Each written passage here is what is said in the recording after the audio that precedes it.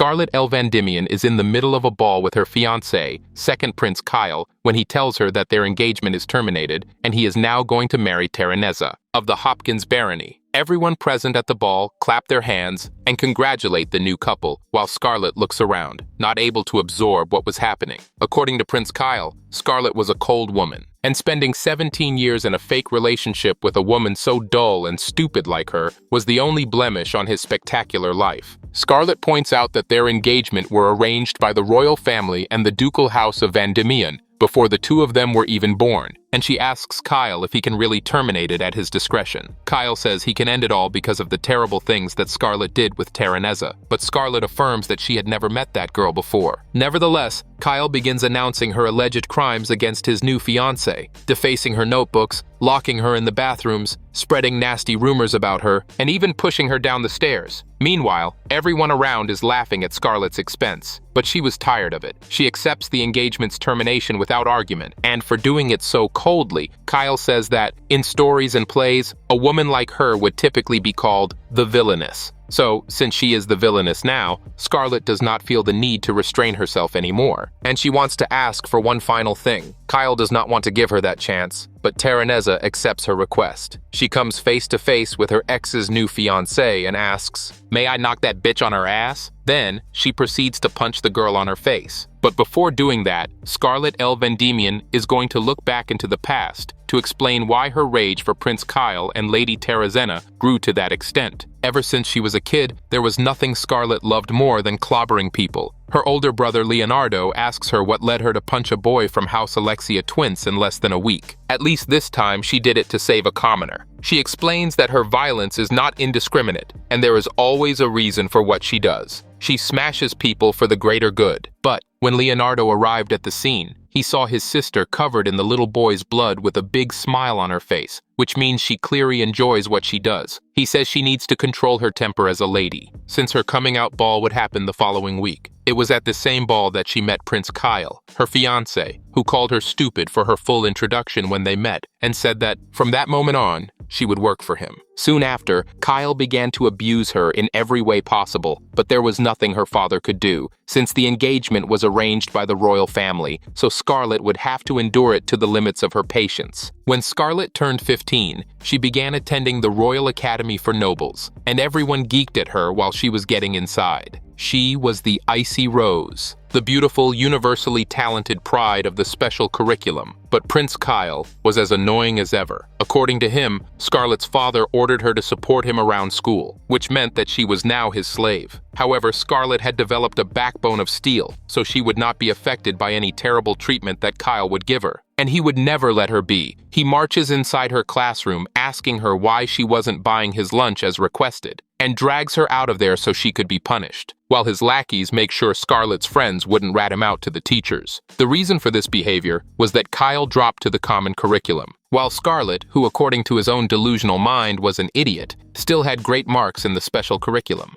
And, as punishment for doing absolutely nothing wrong at all, Kyle decides that he is going to cut Scarlet's hair with a knife, because he never liked that silver color. Scarlet tells him to refrain from that, because this is enough reason for her father to ask for the annulment of their engagement. But Kyle says that Duke Vandimion is a dog who does everything the king tells him to do, so the engagement stands, and Scarlet will spend her whole life as his slave. Scarlet is ready to stamp her fist on Prince Kyle's stupid face when someone interrupts them, because their lovers' quarrel is making it difficult for them to take a nap. That person was none other than the first prince, Julius von Palestine, Kyle's older brother. He tells Kyle that it were diversions like this that made him drop to the common curriculum, and, as expected, he loses his cool when Julius makes a truthful comment about him. He apologizes to Scarlet for his brother's offense, but she says that it was his typical behavior, which makes Julius worry that threats with a dagger are a daily occurrence in her life. Kyle says that he did nothing wrong. It was all Scarlet's fault because she doesn't show him any respect even though she is his fiancé. And he calls his lackey, Sigurd, to get Julius out of there, but he could never do that to a member of the royal family. So Kyle runs out of there so he doesn't face the consequences of his actions. Scarlet thanks Julius for saving her,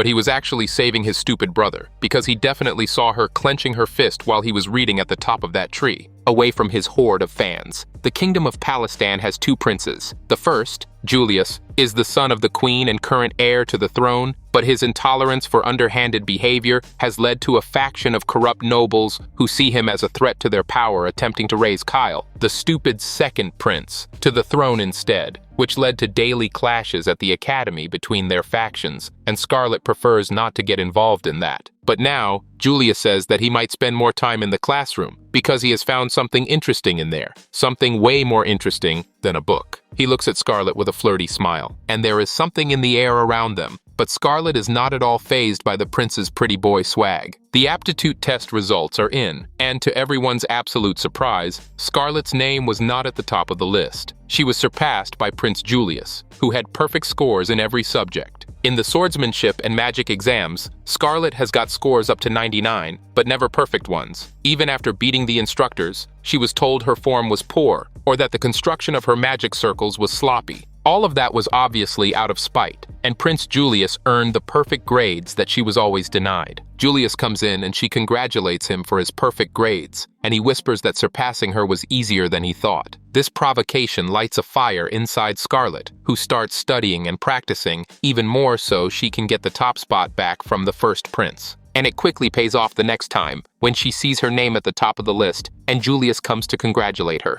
He taps her head and says he enjoyed watching her secret training sessions after class. And when he leaves, her friends wonder if they're close, and if he held back so Scarlet would be happy this time. From that moment on, Scarlet started ignoring Julius's every attempt at interacting with her, aware with the way he operates to provoke her, but she can never take that royal shadow off of her, and she asks him why he is always following her around. He tells her that, even though she tries to keep a stony, emotionless face, her expressions always show every single thing she is feeling. Julius asks her about Kyle, but she hasn't seen him lately, ever since he dropped from the special curriculum. She recalls Kyle's threat that he would make her life an ever worse hell, but nothing happened ever since, and she wonders if Julius was always around her in order to keep his younger brother away. Once again, Julius reads her like a book. He plays with her beautiful silver hair and says he could not bear the thought of losing it, because Scarlet was the most interesting and peculiar animal he has ever seen, and it was rare to come across a specimen so worthy of observation. He shows her his wildlife notebook, wondering how Kyle could have handled something like her away, and asks Scarlet to be engaged to him instead. Scarlet is obviously outraged after Julius calls her an animal, and she promptly refuses his request. All of these events resulted in such a buildup of anger and stress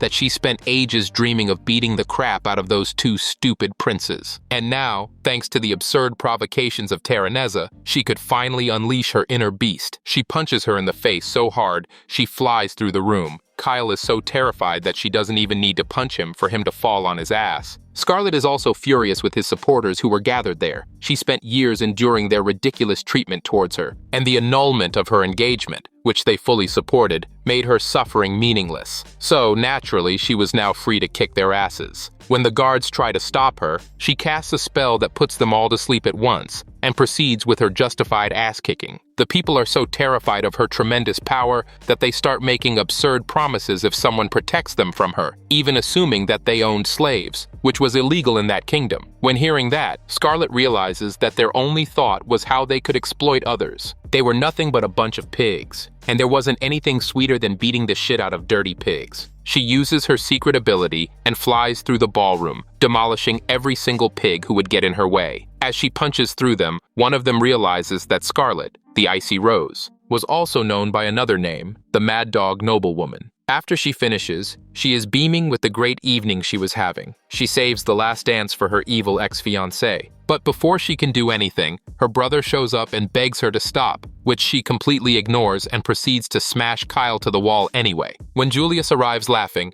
Scarlet has a big smile on her face. Leonardo is about to throw up, and Julius asks her for the reason behind her violent display. She says their behavior was unmentionable. They did such terrible things that she had no other choice but to punish them. In other words, they pissed her off, so she punched their teeth in. Julius is happy to finally see Scarlet letting her true self out, but he feels bad for missing the merciless thrashing she gave to those fool nobles. Leo is worried that their family's reputation will be destroyed, and he doesn't know how he is going to explain that to their parents. While Julius calms him down and says that Scarlet won't be punished, the girl starts getting dizzy and passes out on Julius's arms. She wakes up at the familiar sound of a bell, the bell of the Church of Cronoa, the god of time, and she realizes that she must have abused of the god's power, which made her pass out. When she opens her eyes, there's a maid on top of her with a knife pointed at her belly, and naturally, she punches the maid across the room. Leonardo hears the noise and comes to check in on her, seeing the maid smashed against the wall. He says that not even the doctor knew what was wrong with Scarlet, and he thought that she would never wake up again. She apologizes for being so reckless, and Prince Julius comes to chat with them.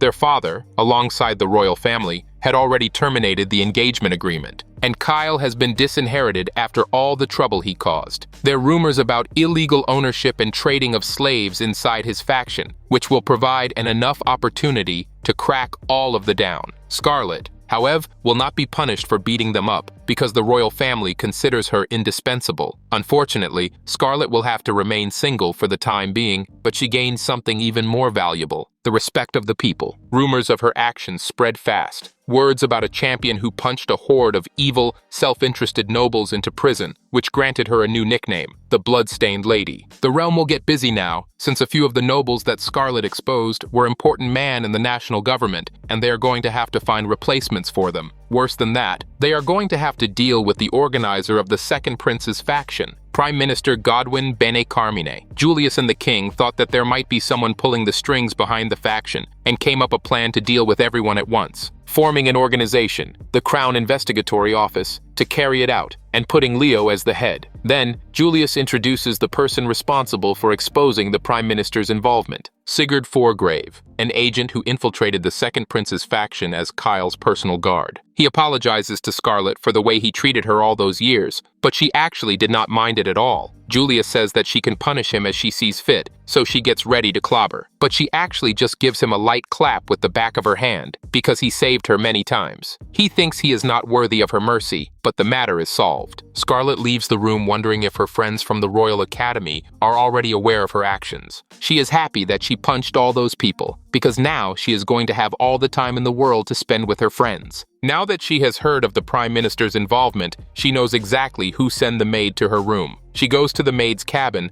but only finds her clothes on the floor. Then, a beast jumps at her, and she quickly defeats it. The maids at her household must be calm, silent while walking, and voiceless unless called upon. Alongside that, they must always meet their master's expectations. The best was actually the maid herself, a beastkin called Nanaka. Scarlet says she came just to talk, but if the beastkin wants to dance, she should at least assume human form. When she does, Scarlet sees that the maid was actually a boy with a slave mark. Nanaka says that he has to kill her because it's his only choice, since anyone who bears a slave mark must obey all orders from their master. Scarlet asks him if he would tell her everything she wants to know if she removes the mark from his skin, and he accepts it, thinking that it would be impossible. She pins him down, puts her hands on his chest, and uses her gift. In that world, all people are born favored by one of their many gods, but most people live their whole lives never realizing which god favors them. When someone does, they can manifest that god's power, thus receiving a blessing. She removes the slave mark by turning Nanaka into what he was before having it. She has the power of reversal, part of the blessing from Cronoa, the god of time. This blessing is the reason why the royal family wishes to secure Scarlet's place in their kingdom. But it has its limitations, and she could die if she abuses it. That is why she passed out after using her acceleration to beat all those nobles. She orders Nanaka to keep her powers a secret, otherwise he would be punished. Since she saved him from slavery, he has no intention of telling about her to anyone. He tells her that he was hired by Godwin Bene Carmine,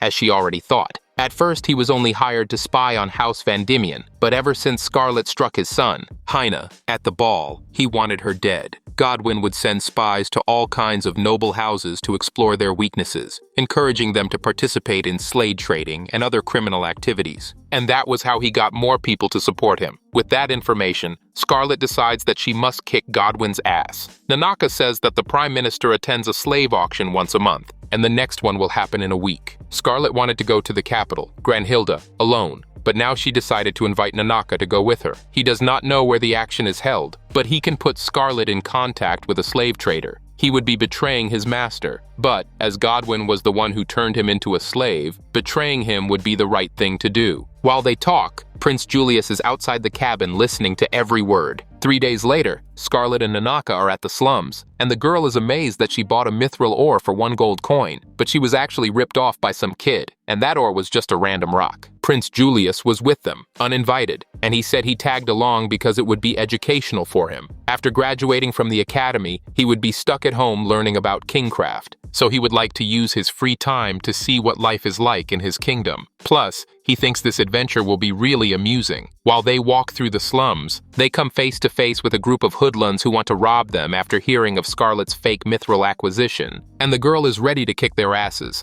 Nanaka wants to talk first and try to get information on a middleman named Junk, but talking is not a language those guys speak, so kicking their asses and moving on is the only choice for Scarlet. She uses her gift to enhance her strength and speed, proceeding to wipe the floor with some criminals. Only after the beating they realize who their enemy is, the Lady of Beatings, Scarlet. The only guy left had said that, there in the slums, the strong prey on the weak, which naturally means that Scarlet will prey on him. Before that, though, the guy says that the middleman is hiding in a bar close to there. The girl thanks him for the information and smashes his face. Julius says that Scarlet's face is showing that she wants to beat up more people, and he tells her not to suppress that feeling, because the way she is now is the most amusing she could be. He also says that he should speak with Junk alone, since he might recognize Nanaka, and he does not intend to use violence. He simply threatens the guy with an information that he didn't even have and managed to get a location for the slave auction, which meant that now they are going to have to find a way to infiltrate it.